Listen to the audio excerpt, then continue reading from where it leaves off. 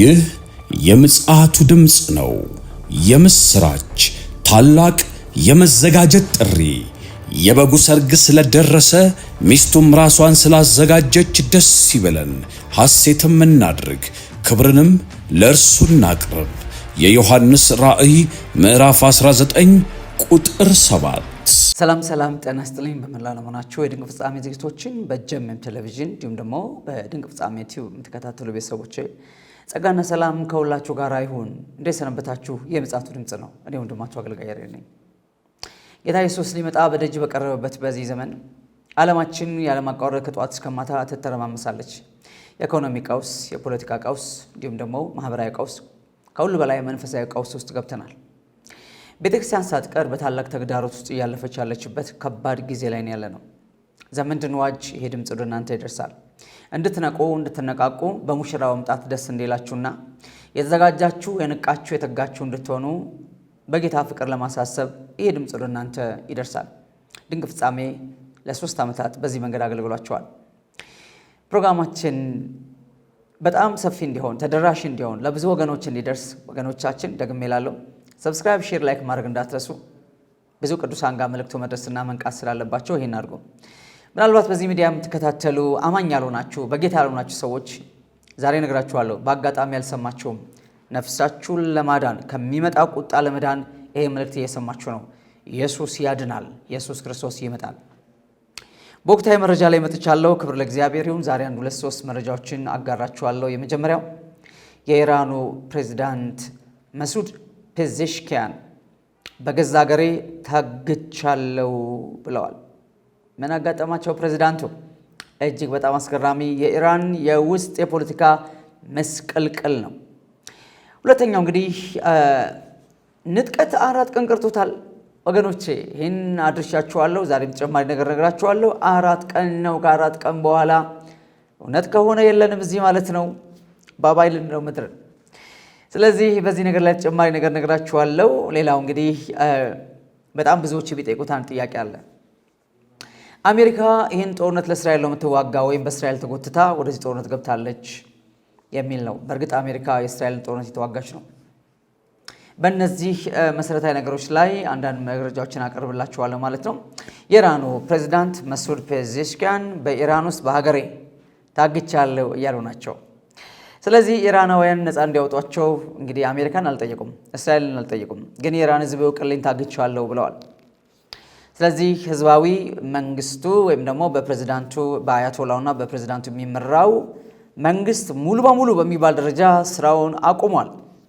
ሁሉም ውሳኔዎች በጦሩ መሪ በአህመድ ቫሂዲ የሚወሰንና የሚመራ ሆኗል ማለት ነው። ባጭሩ የኢራን መንግስት በአጠቃላይ በኢራን አይአርጂሲ ወይም ደግሞ ኢራን ሪቮሉሽነሪ ጋርድ ኮርፕስ በሚባለው የኢራን አብዮታዊ ዘብ ቁጥጥር ውስጥ ወድቋል ማለት ነው። ስለዚህ በኢራን ምናልባት በአሁኑ ሰዓት ያለው ከፍተኛ የውስጥ ሰጥ አገባ ከፍተኛ የሆነ ሌላው የኢራን ትልቅ ምናልባት በመጪውም ጊዜ ሊሻገር የሚችል አደጋ ነው። ስለዚህ የቆም እስረኛ ሆነው ነው ያሉት ፔዜሽኪያን። ምንም አይነት ውሳኔ ለመወሰን እድል አላገኙም ማለት ነው። ስለዚህ ስልጣን ምንም እንኳን በኢራን ውስጥ በይፋ ከመንግስት ወደ ጦሩ ወደ አይአርጂሲ ወደ ጦሩ ባይዘዋወርም ባይተላለፍም፣ ነገር ግን በአሁኑ ሰዓት በአስቸኳይ በየትኛውም የኢራን ጉዳይ ላይ ውሳኔ የሚሰጠው መመሪያ የሚያስተላልፈው የጦሩን ዘገባ የሚያቀርበው እያንዳንዷን ነገር የሚያስተላልፈው ማን ነው? አይአርጂሲ የሚባለው የኢራን ጦር ነው ማለት ነው። የኢራን ጦር ነው ማለት ነው። እንግዲህ ፔዜሽኪያን አዲስ የደህንነት ኃላፊ እንዲመረጥ የሀገሪቷ በጣም ቁልፍ የሆነ ፓርት ነው። ስለዚህ አዲስ የደህንነት ቢሮ ኃላፊ እንዲመረጥ ለሀገሪቱ ጥያቄ አቅርበው ነበረ። ነገር ግን ይህም ብቻ ሳይሆን ሌሎችም ፔዜሽኪያን ወይም ደግሞ የኢራኑ ፕሬዝዳንት ያቀረቧቸው እጩዎች በሙሉ በአይአርጂሲ ውድቅ ተደርገዋል። ስለዚህ ቫሂዲ ወይም ደግሞ የአይአርጂሲ ዋና መሪ ኦፊሰር በአሁኑ ሰዓት ሁሉንም ቁልፍ የስልጣን ቦታዎች መወሰን ያለብን እኛ ነን በግልጽ ተናግረዋል። ስለዚህ ለኢራን ሬዲዮ ጣቢያ መልእክት የሚያስተላልፉት እሳቸው ናቸው። በአያቶላ ሙጅተባ ስም የሚወጡ ነገሮችን በሙሉ በአሁኑ ሰዓት እየተቆጣጠሩ ያሉት እኚህ ሰው ናቸው። ቫሂዲ አህመድ ቫሂዲ ናቸው። የአይአርጂሲ ዋና መሪ ናቸው ማለት ነው። እንግዲህ ፔዜሽካን ከአያቶላ ሙጅተባ ጋራ በጣም ብዙ አስቸኳይ ስብሰባ ጥሪ አቅርበው ነበር። መሰብሰብ አለብን ብለው ጥሪ አቅርበው ነበር እና ይሄ ጥሪያቸው በሙሉ ምንም አይነት ምላሽ አንድም ምላሽ አላገኘም። ምንም ምላሽ አላገኘም። ይሄ ማለት ሙጅተባ ካሚኒ ራሳቸው ያው ሰውየው በህይወት እንዳሉ ይታወቃል። ቢሞቱ ኖሮ ይዘገብ ነበር። አልሞቱም። ግን በትክክል ሰውየው ምንም አይነት ስልጣን ኤክሰርሳይዝ እያደረጉ አይደለም። እዚህ በእኚህ ሰውዬ በሙጅተባ ካሚኒ ስም ሁሉንም አይነት መመሪያዎችና ትእዛዞች፣ ደብዳቤዎች፣ ልውጦች፣ ድርድሮች፣ ሌላ ውሳኔዎች በሙሉ አገራዊ ነገር በሙሉ እየተቆጣጠረ ያለው አህመድ ቫሂዲ ወይም ደግሞ የአይአርጂሲ ጦሩ ነው ማለት ነው። እና እንግዲህ ከፍተኛ የስልጣን ሽኩቻ፣ ውስጣዊ ሽኩቻ በኢራን ውስጥ ተፈጥሯል። መንግስታዊው ህዝባዊ መንግስት ወይም ደግሞ በአያቶላ የሚመራው ገቨርንመንት የሚባለው ፓርት ምንም አይነት ሮል በአሁኑ ሰዓት እየተጫወተ አይደለም። ሁሉንም አይነት እንቅስቃሴዎች በሙሉ በኢራን ላይ ያለውን ነገር እየተቆጣጠረ ያለው ይሄ ጦር ነው ማለት ነውና እንግዲህ ሙጅተባ እንደ ሱፕሪም ሊደርነቱ ምናልባት ወደ ስልጣን መጥተው አያቶላ አሊ ካሚኒ የነበራቸውን አይነት ፈላጭ ቆራጭነት ሮል መቀበል ይችላሉ አይችሉም የሚለውና አይአርጂሲስ ምናልባት ለምሳሌ ይሄ ጦርነት ጋብ ቢል ይሄ ጦርነት ቢቆም በቀጥታ ስልጣኑን ለህዝባዊ መንግስት ወይም ደግሞ በመስዑድ ፔዜሽኪያን በሚመራው በፕሬዚዳንቱ እና በአያቶላ ለሚመራው መንግስት አስረክቦ የጦሩን ስራ ብቻ ሊሰራ ይችላል ወይ? እስካሁን ድረስ በጣም ግልጽ አይደለም ማለት ነው። እንግዲህ ምናልባት አይአርጂሲ ሰውየውንም ሳያግታቸው እንዳልቀረ መስዑድ ፔዜሽኪያንን ብቻ ሳይሆን ራሳቸውን አያቶላ ሙጅተባንም ሳያግታቸው እንዳልቀረ ይገመታል። ቢካውዝ ሰውየው እስካሁን ለምንም አይነት የህዝብ እይታ በቴሌቪዥን በድምጽም እንኳን ምንም አይነት እይታ እስካሁን ከምርጫቸው በኋላ ከአያቶላ አሊ ካሚኒ ግድያ በኋላ ታይተው አይታወቁም። መቁሰላቸው ይታወቃል። እዛው ኢራን አካባቢ እንዳሉ ይታሰባል። ግን ምንም አይነት ነገር እንቅስቃሴ ላይ አይደሉም። ምናልባት እንግዲህ ባለፈው ዶናልድ ትራምፕ ስለኚህ ሰውዬ ግብረ ሰዶማዊ ነው ብለው ስለ ሙጅተባ ካሚኒ የተናገሩት ነገር እንዳለ ሆኖ ይህን ሰው ወደ ፓብሊክ አፒራንስ ወደ ህዝብ ለማውጣት አይአርጂሲ ፈቃደኛ ሳይሆን እዛው ባለበት አግቶት ሊሆን ይችላል ተብሎ ይጠረጠራል ማለት ነውና እንግዲህ ኢራን በእስራኤልና በአሜሪካ እየደረሰባት ካለው በጣም ከፍተኛ ጫና ባሻገር በጣም በሚያስገርምና በሚያስደንቅ ሁኔታ ውስጣዊ የፖለቲካ ሽኩቻ ገብቶባታል ማለት ነው። ይሄ በጣም ሁልጊዜም ቢሆን አደገኛ ነው። እንኳን በመንግስትና በሀገር ቀርቶ በቤተሰብ መካከል መከፋፈል ሲፈጠር በጣም ብዙ ችግር የሚፈጠር ባል ሌላ ሚስት ሌላ ልጆች ሌላ ሲሉ በጣም ችግር የሚፈጠር ጊዜም ቢሆን አንድ ሀሳብ መሆኑን የሚያለ አቅምና ኃይል የለም። አብሶ በእንዲህ አይነት የመከራ ጊዜ አብርሃምና ሎጥ ወደ ግብፅ ወረዱ፣ አብረው ነበሩ። እግዚአብሔር በዛ ባረካቸው። በጣም ብዙ ከብት ይዘው ወደ ኮሬብ ተመለሱ። ከተመለሱ በኋላ ግን ተለያዩ። የተለያዩት በራሳቸው ፍላጎት ሳይሆን የአብርሃምና የሎጥ እረኞች በፈጠሩት ጠብ በእነዚህ ከናናውያን አሕዛብ ፊት እንዳንጣላ የእግዚአብሔር ስም እንዳይነቀፍ በሚል የእግዚአብሔር ባሪያ የነበረው አብርሃም እባክህ እንለያይ፣ በፍቅር እንለያይ ብሎ አንተ በመታይበት አቅጣጫ ሳይሆን በተቃራኒው ሄደው ብሎ ወደ ሰዶም ሲገባ ሎጥ አብርሃም ደግሞ ወደ ኬብሮን እንደሄደ እናውቃለን። ስለዚህ ወደ ኬብሮን አብርሃም መኖሪያው ኬብሮን ማድረግ ኬብሮን ደግሞ ኮረብታማ ስፍራ ናት። ፋይናሊ የካሌብ ርስት የሆነችው ናት እና በመከራው ጊዜ አብረው ነበሩ። ልክ ወደ ከናን ከተመለሱ በኋላና እግዚአብሔር ለአብርሃም ኪዳን ወደ ገባለት ስፍራ ሲመጡ የዛን ጊዜ በራሳቸው ግጭት ሳይሆን በረኞቻቸው መካከል በተፈጠረ ግጭት ተለያይተዋል።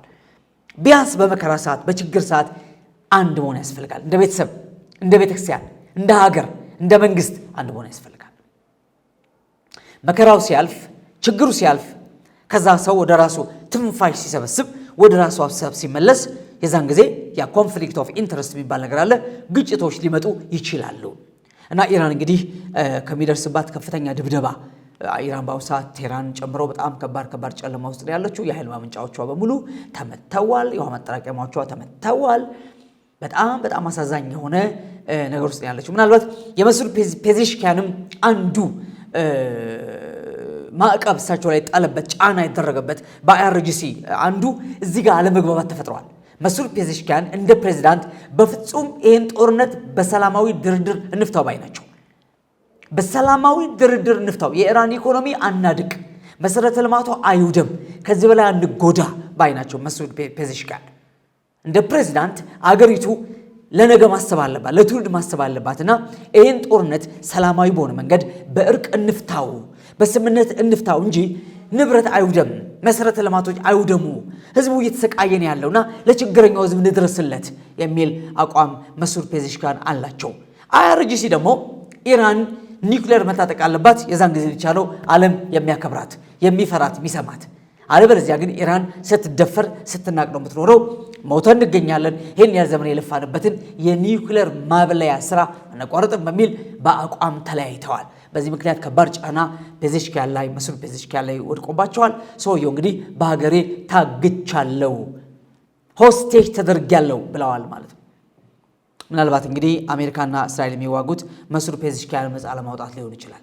አይአርጂሲ ሜቢ አቅሙ በጣም ተዳክመው ፍርክርክ ካለና ይህን ስልጣን መቆጣጠር ካቃተው ወደ ህዝባዊ መንግስቱ መጥቶ እንትን ሊል ይችላል። መስዑድ ፔዜሽኪያን እንደዚህ አይነቱ ቀንበር ነፃ ሊወጡ ይችላሉ። በእርግጥ የአሜሪካ ዋነኛ ሀሳብ ሪጂም ቼንጅ ወይም ደግሞ መንግስት መለወጥ ነው። ይታወቃል። በአሜሪካ በስደት የሚኖሩ ንጉሳዊው ቤተሰብ የሆኑ ሰው አሉ። ያን ሰው እንዲመጡና ቀጥታ ኢራን ላይ የቀድሞው ከአሜሪካም ከአውሮፓም ከሌሎችም ሀገሮች ጋር በጣም ወዳጅና ሰላም የነበረችበት ያ ሲዝን እንዲመጣ ያን ሰው ወደ ኢራን እንዲመለሱ አሜሪካ ትፈልጋለች። ሰውየው መጣው ይላሉ። እስካሁን አልመጡም። ለምን? ኢራን ላይ ከባድ ነገር ነው ያለው። ምን? አይአርጂሲ በጣም እየደበደበ ያሉት ሚሳይሎች እያወጣ ከየተራራው ስር ይተኩሳል። በዚህ ምክንያት እስራኤል ላይ ጉዳት ይደርሳል፣ ሌሎች ሀገሮች ላይ ጉዳት ይደርሳል። ከሁሉ በላይ ግን ኢራንና ኢራናውያን ይጎዳሉ። ከባድ ጉዳት ያስተናገደች ነው ያለችው ማለት ነው። እና መስዑድ ፔዜሽኪያን እንግዲህ ከአይአርጂሲ በአቋም ተለይተዋል። በዚህ ምክንያት እያሉ የቁም እስረኛ ተደርገው ያሉበት ሁኔታ ነው ያለው። ነፃ አውጡኝ ያሉ ሰውየው ይጮሁ ናቸው። እንግዲህ ኢራን በዚህ አይነት የውስጥ የፖለቲካ ሽኩቻ ውስጥ ወድቃ ነው ያለችው። ይሄ ለኢራን አደገኛ ነገር ነው ማለት ነው። ያ ሁሉም ሀገር ላይ እንዲህ አይነት ትርምስ ሲፈጠር አገሪቷ ጦር አገሪቷን ለማረጋጋት ያው ብቸኛም ጠመንጃ የታጠቀ ኃይል ስለሆነ እንኳን እንደ ኢራን በጣም ብዙ ሚሳይል ሮኬትና ድሮን የታጠቀ መንግስት ቀርቶ ሌላውም ቢሆን ይሄ የሚሊታሪው ወደ ስልጣን የመምጣት የማፈገጠን ወደ ስልጣን የመምጣት ስልጣኑን በኃይል የመቆጣጠር ነገር አለ። ለምን? ኃይል እጃቸው ላይ ስላለ ማለት ነው። ይሄ በየሀገሩ ስፔሻሊ በአፍሪካ ሀገራት ላይ በጣም የተለመደ አሰራር ነውና አሁንም በኢራን ላይ የሆነው ነገር ይሄ ነው። ወታደራዊው ኃይል አይአርጂሲ ኦልሬዲ ስልጣኑን ሙሉ በሙሉ ተቆጣጥሮ ህዝባዊ መንግስቱን ዜሮ አድርጎታል፣ ከጥቅም ውጭ አድርጎታል። ምንም አይነት ኦርደር ኮማንድ የለም፣ አቆመዋል ማለት ነው። አይአርጂሲ ብቻ በሚሰጠው አቅጣጫ አገሪቷ የተመራች ነው። ያው ጦርነት ላይ ያለ ነው፣ እኛን የምንመራው ብለው ሰውየው በግልጽ ተናግረዋል። በዚህ መንገድ ቀጥሏል። ፍጻሜ ምንድን ነው የሚለው እንግዲህ እናያለን። በእርግጥ እኔ በግሌ እንደማምነው ኢራን ለጎግ ማጎግ ሰልፍ እየተዘጋጀች ያለች ሀገር እንደሆነ መጠን ምናልባት የነራሻ ስውር እጅ በግልጽ ተገልጦ ያ ጦርነት የተባባሰ መጥቶ ወደ ሌላ አቅጣጫ እንዳይሄድ ያስፈራል። አይሁን፣ በእውነት ለመናገር አይሁን፣ ሟርት አይደለም ያ አይሁን። መጽሐፉ የሚለውን ለማለት ሞከሩ፣ ግን እፈራለሁ፣ እኔ ራሴ እፈራለሁ። ባይሆን ነው ምርጥ ወገኖች፣ እውነት ለመናገርና በተለይ ያለ ጊዜው የሚመጣ ጥፋት ደስ አይልም። ልክ ያለ ጊዜው የሚመጣ ምጥ አደጋው በጣም ይበዛልና እንደሱ እንዳይሆን ጸሎታችን ሁልጊዜ ቢሆን ለኢራናውያን፣ ለእስራኤላውያን፣ በመላው ዓለም ላሉ ወገኖች በሙሉ ለሰው ልጅ በሙሉ እንሳሳ ዘንድ እንራራ ዘንድ ይገባናል። ሃይማኖታዊ ጦርነት አይደለም። የሉዓላዊነት ጉዳይና የሴኩሪቲ ጉዳይ ነው። በመካከለኛው ምስራቅ ላይ ታላቅ ማን ነው አንዱ ጥያቄ። ሁለተኛው ደግሞ ኢራን ኒውክሌር ብታጠቅ ዓለም ምን አይነት መልክ ይኖራታል ነው። እንግዲህ ያንን የሆርሙዝ ሰርጥ ዘግታ ዓለምን ነዳጅ አልባ አርጋ ይሄው ኢትዮጵያ ላይ እንኳን ያለውን የ3 እና የ4 ቀን የመኪና የነዳጅ ሰልፍ እያየን ያለ ነው። ከዚህ አንጻር ስንመለከት አገሪቱ እውነት ለመናገር ከዚህ አሳሰብ በሙሉ በሙሉ መውጣት ያለባት ይመስላል። ምናልባት ሙሉ በሙሉ ወታደራዊ ኃይልም ተቆጣጥሮ ወደ ሌላ ፖለቲካ ርዕዮት ሊመጣ ይችላል፣ አይታወቅም። ዞሮ ግን ኢራን ለጎግ ማጎግ ሰልፍ ክብሪቱን በከፍተኛ ደረጃ ለኩሰዋል። ያውም በሚሳኤል ነው የለኮሰችው። እዚህ ጋር ደርሰናል። የዘመን መጨረሻ ነው ወገኖቼ፣ ሊሆን ግድ ነው። ጥፋት እንዲቀንስ፣ ንጹሃን እንዲያወድቁ ጸልያለን። ጸልዩ በያላችሁበት። ክብር ለእግዚአብሔር። ሁለተኛው መረጃ እንግዲህ አሜሪካ በእርግጥ እየተዋጋች ያለችው የእስራኤልን ጦርነት ነው ወይ የሚል ጥያቄ በጣም ተደጋግሞ ይነሳል። አሜሪካ ጦርነት የምትዋጋው ምን አግብቷት ነው? ለራሷ አይደለም፣ ለእስራኤል ጦርነት እስራኤል ነው የምትዋጋው። የእስራኤልን ጦርነት እየተዋጋች ያለችው የሚል ከፍተኛ አሜሪካ እኮ ኢራቅ ላይ ገብታ ተዋግታለች። ሲሪያ ላይ ገብታ ተዋግታለች። አሜሪካ በጣም ብዙ ሀገሮች ላይ ገብታ ተዋግታለች። ኢራን ላይ ብቻ አይደለም የመጣችው። የቬንዙዌላን ፕሬዚዳንት ቀጥታ ሄዳ ዶናልድ ትራምፕ ከነሚስቱ በተኛበት አንስተው ዛሬ አሜሪካ እስር ቤት ነው ያሉት። አሜሪካ ያልገባችበት ያልተዋጋችበት የትኛው ሀገር ነው? ከዚህ አንጻር ይሄ ጦርነት የእስራኤል ጦርነት ኦፍ ኮርስ እስራኤል በዋናነት ይመለከታታል። እስራኤል የሚመለከታት ጉዳይ ምንድነው? በእርግጠኛነት ኢራን ኒውክሌር በታጠቀች በሚቀጥለው ቀን እስራኤል ላለመጥፋቷ ማንም ሰው ዋስትና መስጠት አይችልም። በሰባት አቅጣጫ እስራኤልን ከባ ቀን ከሌሊት መተኩስባት ኢራን ናት። በዓለም ላይ ያለው የቀይ ባህር እንቅስቃሴ በዓለም ላይ ያለው ብዙ ነገር ኢራን ተቆጣጥረዋለች። እዚህ ኢራን ምንድነው በዓለም ላይ የምትፈልገው ሲባል ማንም ሊገምት አይችልም። ያስፈራል በጣም። እቺ ሀገር ኒውክሌር ብትታጠቅ ብሎ ማሰብ ነው ቀጥሎ። ብትታጠቅ ምንድነው የሚሆነው? እስራኤል ብቻ አይደለችም። እዚህ አሜሪካ ያለች ያለችው እኔ ዓለምን ጦርነት የተዋጋው ነው፣ አውሮፓ ለምን ዝም አላችሁ? እናንተ ጦርነት ምን ዋጋው? ዶናልድ ትራምፕ እንግዲህ ሂዱና የራሳችሁን ዘይት ፈልጉና ውሰዱ ብለዋል ዶናልድ ትራምፕ። እንግዲህ ምናልባት አሜሪካ የራሷ ሌላ ኢንተረስት ይኖራት ይችላል። ምናልባት የኢራንን ዘይት መውሰድ፣ ነዳጇን መውሰድ፣ ዋሬቨር ግን አሜሪካ የምትዋጋው ለራሷ ስትል ነው። እስፔሻሊ የዶናልድ ትራምፕ መፈክር ሜክ አሜሪካ ግሬት አጌን የሚል ነው። አሜሪካንን እንደገና ወደ ታላቅነት መመለስ የሚል ነው እንጂ የእስራኤል ጦርነት አሜሪካ የምትዋጋበት ምን ምክንያት የለም። ኦፍኮርስ አሜሪካና እስራኤል አሊያንስ ናቸው። ኪዳን የጦር ትብብር ያላቸው አገሮች ናቸው። በከፍተኛ ደረጃ ተግባቦት ያላቸው አገሮች እንደሆኑ ይታወቃል። በብዙ በረጅም ርቀት ስነ እስራኤል ከዳግም ልደት ከተመሰረተችበት ጊዜ ጀምሮ እንደ ሀገር ከቆመችበት ጊዜ ጀምሮ የአሜሪካ እጅ ከእስራኤል ላይ አልጠፋም። የእስራኤልም ተጽዕኖ አሜሪካ ላይ ቀላል አይደለም። ግን አሜሪካ እየተዋጋች ያለችው ለእስራኤል አይደለም።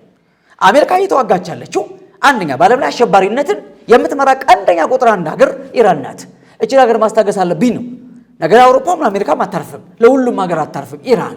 ዳስዋ ይሄ አቲቲዩዷ መቀየር አለበት የሚል አቋም ይዛለች። ከዛ ውጭ እንግዲህ ዶናልድ ትራምፕ ዘይቱን ፈልገዋለሁ ብሏል። ዘይቱን ፈልገው ነዳጁን ፈልገው ሊሆኑ ይችላል። ዞሮ ግን አሜሪካ ሁልጊዜም ቢሆን የራሷን ኢንተረስት የራሷን ጥቅም አስጠብቃ የምትዋጋ እንጂ ጥቅሟ በሌለበት ለማንም ዝራትል ለማንም ዝራትል እንጂ አሜሪካ ሌሎች ሀገራት ላይ ገብታ ስትዋጋ ይህ የመጀመሪያው እንዳልሆነ ይታወቃል። የአሜሪካ ፖሊሲ ትንሽ ለየት ያለ ነው። እንደ በውጭ ሀገራት ጉዳይ ላይ የመግባትና በዚህ መንገድ የማድረግ ነገሯ እንዳለ ይታወቃል። ስለዚህ በእርግጠኛነት አሜሪካ የተዋጋች ያለችው የራሷን ጦርነት ነው። እንደውም እነሱ እየተዋጋን ያለ ነው የዓለምን ጦርነት ነው። ኢራን ለዓለም ስጋት ናት ወደሚል ነገር መጥተዋል። እንግዲህ ከ2000 ፓውንድ በላይ የሚመዝኑ እጅግ በጣም ታይተው የማይታወቁ አስፈሪ ቦምቦችን ነው አሜሪካ ኢራን ላይ ያዘነበች ያለችው። እነዚህ ተራራ የሚደረምሱ በጣም ብዙ ኪሎ ሜትር ወደ ውስጥ ገብተው የሚያፈነዱ ቦምቦችን እየጣለች ያለችው ኢስፋሃን ላይ፣ የኒውክሌር ማብለያው ላይ፣ ሌላም ተራሮች ላይ በጣም እንደዚህ ሚሳኤል ሲቲ የሚባሉ ኢራን የገነባቻቸው ለ20-30 ዓመት የገነባቻቸው ሚሳኤል ሲቲዎች ላይ በጣም እጅግ በጣም የሚያስፈሩ ቦምቦችን ነው አሜሪካ እየተጠቀመች ያለችው። ይሄን ላለመጠቀም ነበር ስትጥር የነበረው ታውስት ላይ ነበረው። ፋይናሊ ግን ይሄ ወደ መጠቀም መታለች። ስለዚህ በከፍተኛ ደረጃ ኢራን አሁን ያለችበት አስከፊ እጅግ በጣም አስከፊ ነው። በዛ ያሉ ሰዎች ናቸውና እንግዲህ እግዚአብሔር ይድረስላቸው። ምክንያቱም ህዝቡና መንግስት ይለያያል። ሁልጊዜም ህዝብ ሌላ ነው፣ መንግስት ሌላ ነው። ህዝብ ሌላ ነው፣ አገሪቷን እመራታለሁ የሆነ ቦታ አደርሳታለሁ የሚለው መሪ ሌላ ናቸው፣ አይገናኙም። ህዝብ ግን ያሳዝናል። የትም ቦታ ላይ በጦርነት ሰለባው ህዝብ እንደሆነ ስለሚታወቅ ማለት ነው። እንግዲህ ትራምፕ በ2 ወይም በ3 ሳምንት ጦርነቱን ኦልሬዲ ጨርሰነዋል እንቋጨዋለን ብለዋል። እንደተባለው ይሄም ኢራን አሁን እየደረሰባት ባለው ከፍተኛ ውድመት በጣም እጅግ አዘግናኝ ውድመት ወደ ድርድር ከመጣች ነው እኛ በቀጥታ ወደምናስቀምጠው መስፈርት ከመጣች በ2-3 ሳምንት እንቋጫለን ብለዋል። የአሜሪካ የጦር አዛዥ ሄክሴት ለአሜሪካ ህዝብ ጥሪ አስተላልፈዋል። ጥሪው ምንድነው? በአሜሪካ የምትኖሩ ወገኖቻችን በሙሉ ወደ ኢራን ለዘመተው የአሜሪካ ጦር ጸልዩ፣ በኢየሱስ ስም ጸልዩ ነው ያሉት። በቀጥታ in Jesus name ጸልዩ ነው ያሉት። ጸልዩ ጦሩ ድል እንዲያደርግና በሰላም እንዲመለስ ሴኪዩር ማድረግ የምንፈልገው ነገር ሴኪዩር እንዲያደርግ እንድትጸልዩ ብለው እንግዲህ ቅዱሳን በመጨረሻም ያለኝ መረጃ ንጥቀት 4 ቀን ቀርቶታል የሚል ነው። ይሄ በጣም አስፈሪም አስደሳችም ዜና ነው። ነገር ግን የምር ከ4 ቀን በኋላ ንጥቀት ይሆናል ወይ? የጎግ ማጎግ ጦርነት አልተካሄደም፣ ገና ነው። በእውነት ለመናገር ሙሽራዋም ገና በደም ትንሽ መነቃቃት የሚያስፈልጋት ይመስለኛል። ራሻ ንቅታለች፣ ግን ወደ ጦርነቱ ዘው ብላ አልገባችም። ለምሳሌ በኢራን ጦርነት ራሻ በተዘዋዋሪ መንገድ ነው እንጂ በቀጥታ የምትረዳበት ሁኔታ የለምና በዚህ ሁኔታ ገና በጣም ብዙ ነገሮች መስተካከል ያለባቸው ንጥቀትን ከ4 ቀን በኋላ ማለት እንግዲህ ከዛሬ ጀምሮ ብንቆጥር ሰኞ ማክሰኞ አካባቢ ምናልባት ንጥቀት ይሆናል ማለት ነው። እንግዲህ ጆሹዋ የሳውዝ አፍሪካው ፓስተር ጆሹዋ 2 ዙር ነው ንጥቀቱ የሚካሄደው ብሏል። አንደኛ ኤፕሪል 4 የመጀመሪያው ንጥቀት አለ፣ ኤፕሪል 5 2 ምንድነው ምክንያቱ? 2 ጊዜ ንጥቀት በ2 ቀን ዛሬ ያመለጣቸው ነገ ይመነጠቃሉ የሚል ነው ወይ የሚል ጥያቄ የተነሳ ነው ያለው።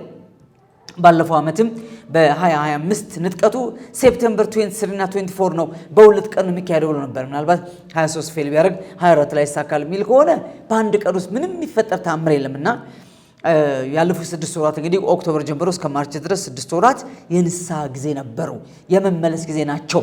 ጌታ ራርቶ ነው ቀን የሰጠን 6 ወር ይጨምራልን ብሎ እንደገና አሁንም ሚዲያውን በሙሉ ጆሹዋ ተቆጣጥሮታል እና እንዳፉ ባረገልና ከ4 ቀን በኋላ ንጥቀት በእውነት እጅግ በጣም ደስ ይለ ነበረ። ግን ዴፊኒትሊ አይሆንም። ምክንያቱም ሲጀመር ይሄ ትንቢት ፌል ያደረገው 2 ቀን የሚሆን ንጥቀት የለም። ድንገተኛና ቅጽበታዊ ነው ንጥቀት፣ ድንገት የሚሆን ነው። ስለዚህ ሐዋርያው ጳውሎስ በግልጥ በመንፈስ ተገለጠልኝ ብሎ በቃል ጥቅስ ጠቅሶ ወይም ከኛ እንደሚመጣ መልእክት እገሌ እንዲህ ብሎኛል ብሎ የጌታ ቀን ደርሷል ብላችሁ ከአእምሯችሁ እንዳትናወጡ እንዳትደነግጡ እንለምናችኋለን ብሎ አስቀድሞ የዛሬ 2000 ዓመት ማንም እንዳያስደነግጣችሁ እንዳያውካችሁ በማለት ጳውሎስ ማስጠንቀቂያ 2 ተሰሎንቄ ምዕራፍ 2 ቁጥር 1 ላይ ሰጥቶናል። ስለዚህ እንዲህ አይነቶቹ ሰዎች ያው የዳግም ምጽአት እውነት እንዲፈራ እንዲሸሽ ያደርጋሉ። ለምን? ቀን እየቆረጡ ሰዎችን ንብረታቸውን እያሸጡ መጨረሻ ላይ ህይወታቸውን እንዲያጠፉ ያደረጉ ብዙ ናቸው። ከክርስትና እምነት ያስወጡ ብዙ ናቸው። በየዘመናቱ ከንጥቀት ጋር ተያይዞ የሚነሱ እንደዚህ አይነት አሉባልታዎች ከፍተኛ የሆነ ውዥንብር በክርስቲያኑ ማህበረሰብ መሃል ይፈጥራሉ። አንዳንዴ ለምሳሌ ይሄን ጆሹዋ የሚባለውን ፓስተር ኢንተርቪው የሚያደርጉት 2 ሴቶች አሉና እነዚህ ሴቶች እንዴት ልባቸው እየቀለጠ ትንፋሻቸው እየተቆረጠ እንዴት እያዘኑ ሰውየው እንደሚሰሙት ብታዩ ትገረማላችሁ። አምነው ነው የሚሰሙት። በቃ እያንዳንዱን የሚናገራትን ቃል በሙሉ እንደ እግዚአብሔር ቃል የሚቀበሉትና እንደዚህ ራሳቸውን በሕዝብ ላይ የጫኑ እንደ አምላክ የሚመለኩ ፓስተሮች፣ ነቢያት የሚናገሩት ነገር የአምላክ ንግግር ተደርጎ ይወሰድና ትውልድ ይዞ ገደል ይገባል። በፍጹም እንዲህ ያለ ውዥንብር እንዳትወሰዱ። የሚያስፈልገው ግን በእያንዳንዱ ቀን ለጌታ መዘጋጀት፣ ቶሎ ስራችንን መስራት፣ የግል ስራችንን ቢሆን የእግዚአብሔርም ስራ መስራት። በጣም ለጌታ እንጋፋለት። የእግዚአብሔር ስራ ለመስራት እንጋፋ፣ እንሽቀዳድም። ነፍሳት ለመናጠቅ፣ ነፍሳት ለማስመለጥ፣ ወደ ፍቅሩ ልጅ መንግስት ለማፍለስ ጊዜው አሁን ነው። መልእክታችን ነው ለብዙዎች የንስሐ ጊዜ እንዲሆንላቸው ቶሎ እንስራ። ለምን? መጽሐፍ በግልጥ እንደሚለው ሁሉ የጌታው ቀን እንደ ሌባ ይመጣል አለና የዘገየው ብዙዎች ለንስሐ እንዲበቁ እንዲደርሱ ነው። ወዶ ስለ እናንተ ይታገሳል ብሎ ኢቭን ጌታ የሚታገሰው የሚጠብቀው እኛ ራሱ እንደሆነ ጳውሎስ ይናገራልና በዚህ መንፈስ ልናረገው ይገባናል እንጂ በዚህ ቀን ይመጣል በዚህ ቀን አይመጣም፣ ንጥቀት በዚህ ቀን ነው የሚል ትንቢት አይሰራም። ከዛ ውጭ ግን ስለዚያሽ ቀን ከአባት ብቻ በቀር የሰማይ መላእክትም ቢሆን የሚለው ስለ ንጥቀት አይደለም፣ ዳግም ምጽአት ነው። ዳግመኛ ተመልሶ የሚመጣበትን ቀን ነው እንጂ ስለ ዳግም ምጽአት የተነገረ ንግር አይደለም። ይሄ መደበላለቅም አግባብ አይደለም። ስለ ዳግም ምጽአት አይወራም። ይሄ ማቴዎስ 24 የሚናገሩ ሙሉ በሙሉ ስለ ዳግም ምጽአት ነው እንጂ ንጥቀት ሊውት የለም። ስለ ንጥቀት አያወራም። 10 ሚዜ ክርስቶስ የለውም። አንዲት ሙሽራ ናት ያለችው። 5 ሰረፍ 5 ጎበዝ የሚባሉ 10 ቆነጃጅት የሉትም። አንዲት ቆንጆ ናት ያለችው እና ከዚህ አንፃር እነዚህ እንዲስተካከሉ ያስፈልጋል። ልባችሁ እንዲረጋጋ ያስፈልጋል። በአንድ በሌላ መንገድ በጓዳም በምን የሚያጉረመርሙ ካሉ ህልማየን ራያየን አይሰራም። ክርስቲያን ሁሌ ዝግጁ ነው። ጌታ በየትኛውም ሰዓት ይመጣል፣ ተዘጋጅቷል፣ ይሄዳል፣ አለቀ እንጂ በዚህ ቀን የሚል ቁርጥ ያለ ነገር ለማንም ሲጀመር ክርስቲያን አገሩ በምድር አይደለም ሰማያዊ ነውና ተዘጋጅቶ የሚኖር ህዝብ ስለሆነ በየትኛውም ሰዓት ጌታ ሊመጣ እንደሚችል በመጠባበቅ የሚኖር ነው። ሰርጉን ነው የሚጠብቀው፣ ክብሩን ነው የሚጠብቀው፣ መንግስቱን ርስቱን ነው የሚጠብቀው። ወገኖቼ ትንሳኤውን ነው የሚጠብቀው። ከዚህ በላይ የሚናፈቅ ነገር ምን አለ? ቀን ቆርጦ ጭራሽ 2 ቀን ኤፕሪል 4 and 5 እንዲህ ያለ ነገር ሐሰተኛ ትንቢትና መረጃ ነው። ልባችሁን ጠብቁ ለማለት ነው። ጸጋና ሰላም ከሁላችሁ ጋር ይሁን። ምናልባት ሌላ መረጃ የፊታችን እሁድ ለምጽአቱ ድምጽ ነኝ ወራዊ ጉባኤ እዚሁ መገናኛ ግሬት ኮሚሽን 3ኛ ፎቅ ላይ ከቀኑ 9 ሰዓት ጀምሮ እሁድ ይካሄዳል። ጌታ ኢየሱስ እንዲመጣ የምትናፍቁ የምትወዱ ሴት ወንድ ልጆች ባካችሁ ኑና በቃል በጸሎት በዝማሬ ጌታን ከመንፈሱ ጋር ና እንበለው። ይሄ ግብዣይ ነው። ተባረኩ። ጸጋና ሰላም ከሁላችሁ ጋር ይሁን። ማራናታ ኢየሱስ ይመጣል። አገልግሎቱን ለመደገፍ ለምትሹ በኢትዮጵያ ንግድ ባንክ መሳያ ፎር ኦል ኢንተርናሽናል ሚኒስትሪ የባንክ አካውንት ቁጥር 1046 31 29 65 8 ኢየሱስ እንደተናገረው በቶሎ ይመጣል። መሳያ ፎር ኦል ኢንተርናሽናል ሚኒስትሪ